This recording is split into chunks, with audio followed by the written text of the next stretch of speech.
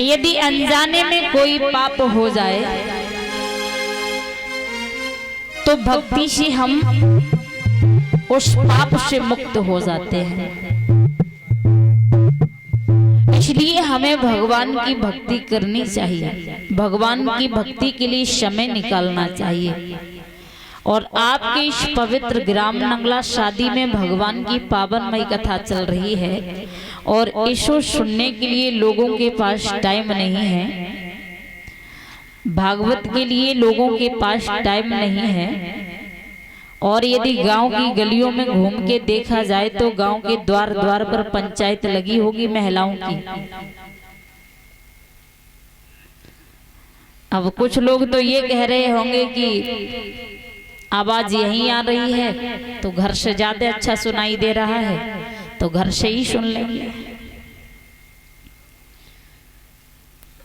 देखो, जब तक बच्चे स्कूल नहीं जाते हैं तब तक टीचर बच्चे की प्रेजेंट नहीं भरते हैं, और जब तक भगवान के दरबार में भक्त नहीं जाते तब तक भगवान के यहाँ प्रेजेंट नहीं भर सकते। तो भगवान के दरबार में भले ही 5 मिनट के लिए जाओ, लेकिन जाना जरूरी है। और आप लोग ये सोच रहे हैं कि ये बोलने का शौक है हमारा जो आप लोगों के बीच में बोल रहे हैं।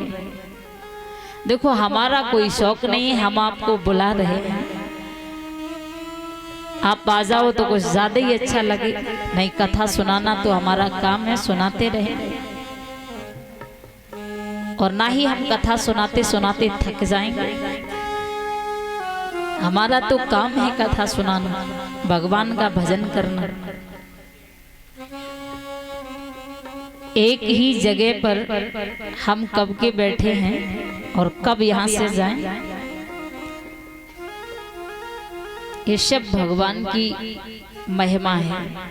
और उसका गुणगान गाते गाते हमें ये खबर नहीं रहती कि हम कहाँ बैठे हैं, कितना समय हो गया। ये मत सोचो कि ये भागवत कथा हो रही है, यहाँ पर भगवान नहीं है। एक भजन गाने में भी दम निकल जाएगा। और यहाँ पर भगवान की महिमा देखिए, बराबर आप लोगों के बीच में बोल रहे हैं। बस थोड़ा सा साथ चाहिए आपका कि आप बैठे रहें सामने, तो हमें बहुत अच्छा लगता है।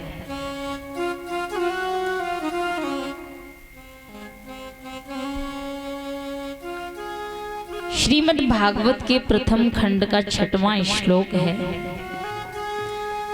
जिसमें श्री वेद व्यास जी ने लिखा है, यह घोरे कलो प्रायो जीवश्चाश्वताम गतः कलेशाक्रांतस्य तस्यैव शोधने किम परायणम। इस घोर कलिकाल में हर जीव असुरी स्वभाव के हो गए हैं। विविध कलेशों से अंक्रांत इन जीवों का जीवन शुद्ध बनाने के लिए यदि कोई उपाय है तो ये है श्रीमद् भागवत। श्रीमद् भागवत को श्रवण करने से हमारे जन्म जन्मांतर के पाप नष्ट हो जाते हैं। और भक्ति सर्वप्रथम कहां से प्रारंभ होती है? यज्ञपति महाराज, भक्ति कहां से प्रारंभ होती है, आंखों से या कानों से?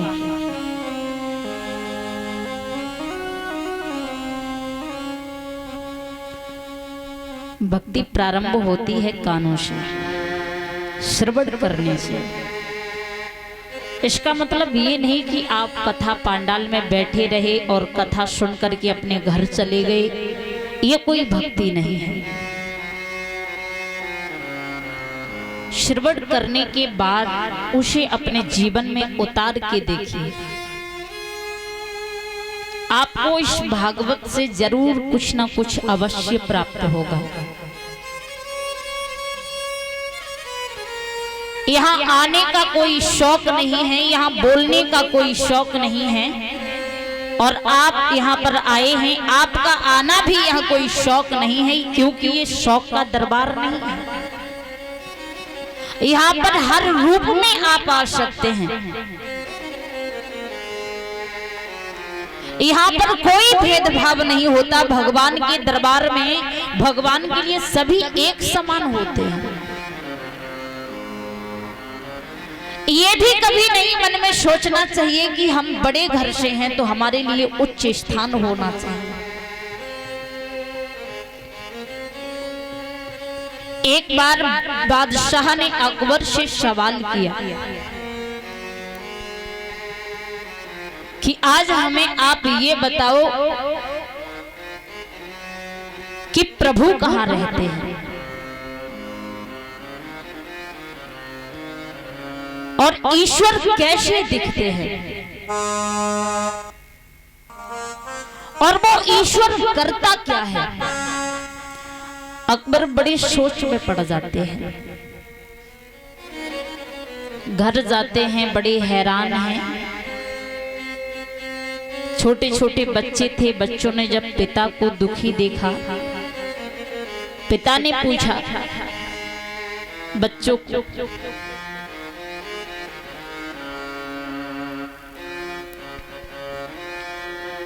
कि एक बहुत बड़ी समस्या है।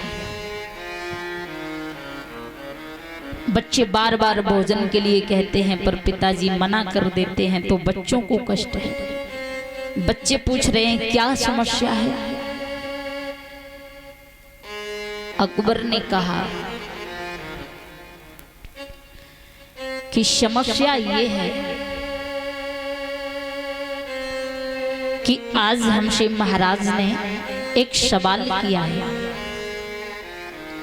कि प्रभु कैसे दिखते हैं, प्रभु करते क्या है, प्रभु रहते कहाँ हैं। एक छोटा सा बालक था, उसने जवाब दिया पिताजी आप चिंता ना करें, हम बताएंगे। कल सवेरा होने पर आप हमें महाराज के दरबार में लेकर के चलना। तो छोटा सा बालक सवेरा होने पर अपने पिता के साथ बादशाह के दरबार में जाता है। बादशाह ने फिर सवाल किया, कहिए हमारे प्रश्नों का जवाब। अकबर ने कहा कि हमारे बच्चे जवाब देंगे।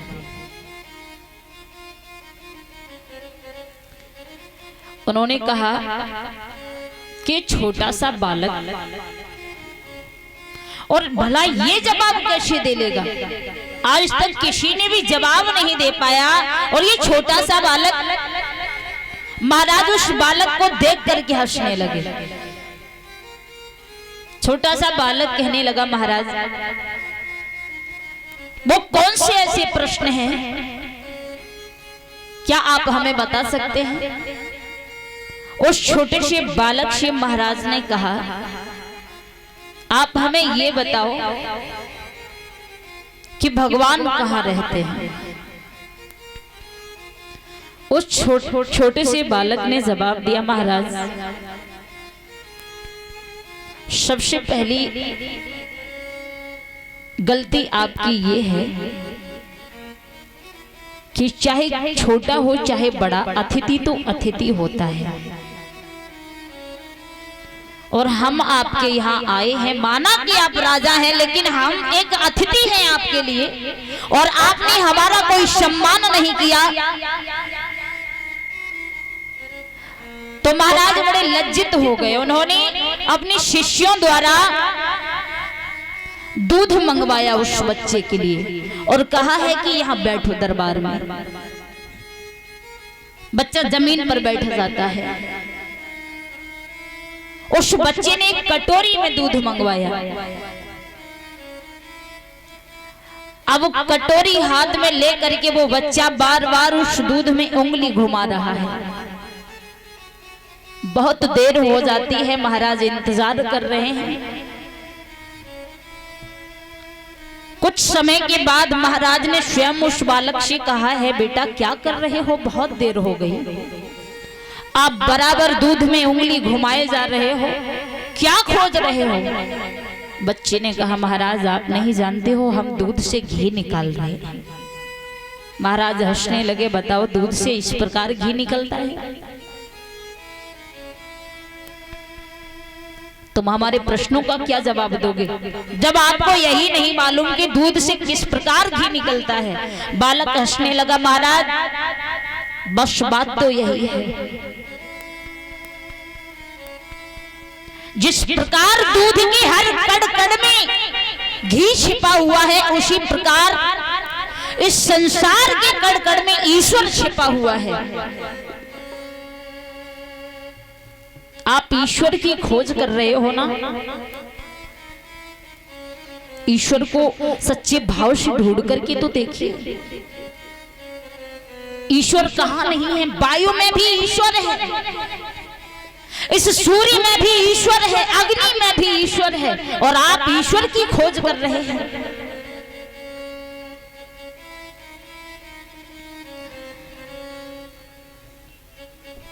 जवाब दिया है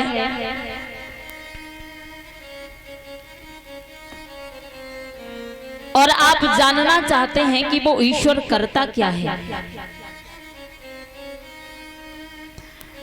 तो उस छोटे से बालक ने कहा महाराज हमारी ये हिंदू धर्म की परंपरा ये नहीं है जो आपके दरबार में ये परंपरा चल रही है। जब कोई भगवान की भजन कीर्तन या भगवान की चर्चाएं करता है तो उसे उच्च स्थान दिया जाता है।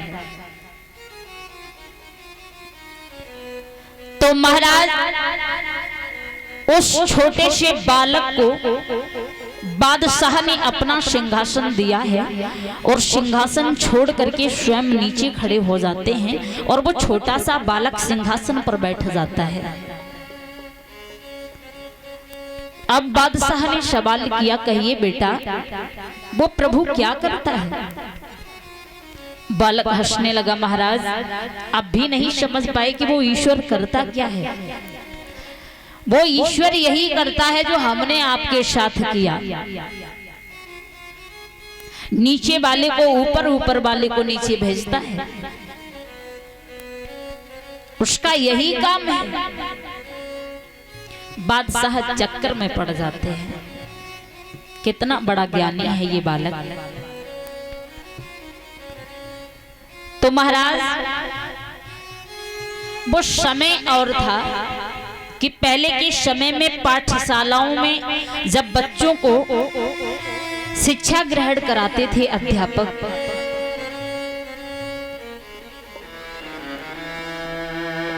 तो उनके ज्ञान देने का तरीका ही कुछ अलग था। पर आज के समय में पाठशाला से कॉलेज बन गए हैं महाराज।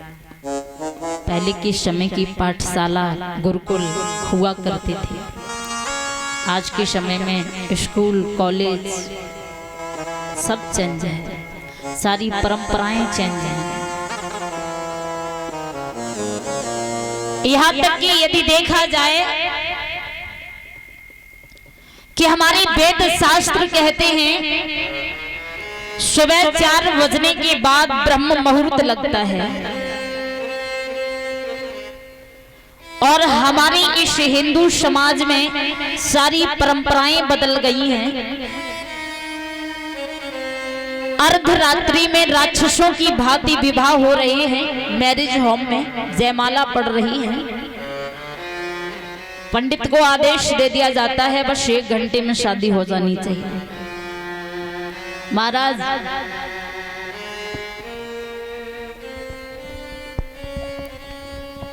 पंडित को केवल 1 घंटे का समय दिया जाता है और नागिन डांस के लिए 2 घंटे का समय दिया जाता है, और फोटो के लिए 3 घंटे का समय दिया जाता है कि हमारी साली रह गई, कि हमारी बहन रह गई, कि साले रह गए, मामा रह गई, मौसी रह गई।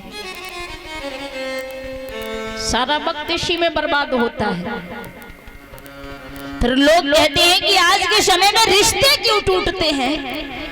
मेन वजह महाराज यही है कि सारी परंपराएं बदल गई हैं। अर्धरात्रि में विवाह हो रहे हैं, जबकि वेद शास्त्रों में साफ साफ लिखा है सूर्य अस्त होने के बाद किसी भी मंत्र का प्रयोग नहीं किया जाता है। और रात्रि में विवाह हो रहे हैं, फिर क्या होगा?